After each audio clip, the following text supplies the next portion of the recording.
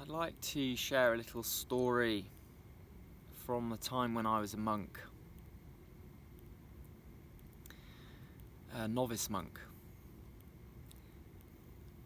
So I realised fairly early on when I was a novice that one of my issues was that I lacked kindness towards myself.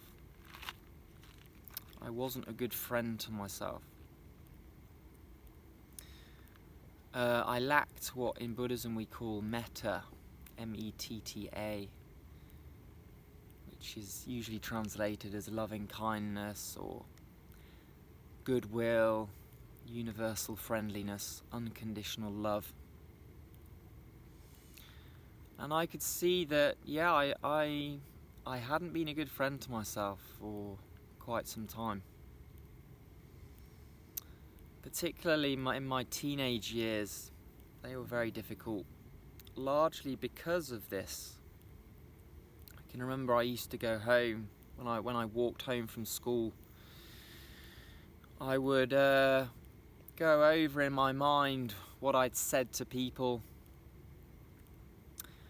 and I'd sort of tell myself I shouldn't have said that, I should have said this, and I'd recreate the day, how it should have been, not how it was. So of course that made life really difficult. You know, when you've got this part of you that's like that, it's like living with your enemy almost. And it's really tough. Because, you know, of course, we are the person, or I am the person that I spend all of my time with. So if we don't have a good relationship to ourselves, then life's never easy. But if we do have a good relationship to ourselves, then it changes everything. So, yeah, this experience I had, I was a novice, I guess, 19 years old. Generally, we remain a novice in our tradition for between 6 months and a year before we become a proper monk. But we still have the robe, shaved head. I had my new name, so I think becoming a novice monk is kind of the biggest step. Becoming a monk is more of like an upgrade. Anyway, I decided to devote a week to just meditating on loving kindness. So the Buddha taught various meditation techniques, which we use for different kind of purposes. They're like different tools for different jobs. So I thought, I've really got to sort this out. So I was sat in my kuti, my monk's hut, this very simple, basically a garden shed, 7 foot by 5 foot. No, just a thin rug on the floor, no cushions, sat there cross-legged. And I just began to repeat the standard passage for developing this, which is, may I be happy, may I be happy. Now, I should say that we're often taught to develop loving kindness for others, for all beings. But what we realise if we try to do that is if we don't have it for ourselves, it's almost impossible to really have it for others. So anyway, I was saying this in my hut. May I be happy, may I be happy. May I be happy. May I be happy. 10 minutes passed. 20 minutes passed. May I be happy.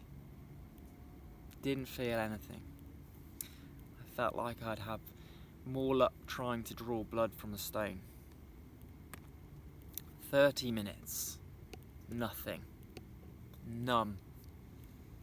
I felt absolutely no love or friendship or warmth to myself. 40 minutes. But then the penny dropped. Hold on a minute. If I've been sitting here all of this time saying, may I be happy, may I be happy, I must really need some loving kindness. And suddenly I saw myself differently. My attitude shifted. I saw myself as a being, a suffering being that needs care, that needs friendship, that needs love. And then I felt this love and this compassion, this warmth, this concern for myself, which I'd never felt before. So it was as though that had always been there, in a way. It just needed, I just needed to recognise it. I just needed to shift the way I saw myself.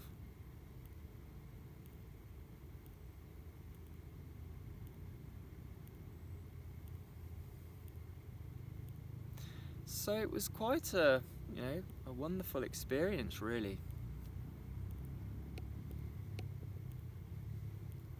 But one thing about developing loving kindness for ourselves, and friendliness towards ourselves, is that it can take time and patience.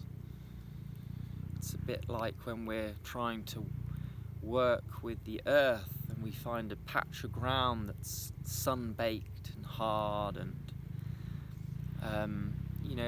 we can't dig it. It's like concrete.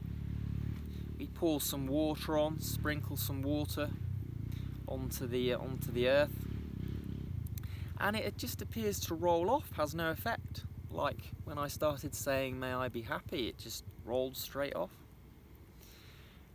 But you just keep at it, keep sprinkling the water onto the earth, and gradually it just begins to penetrate, just a little bit, and then a bit more, and then a bit more. You keep going, and eventually you end up with, very soft earth that you can turn and dig and grow things in.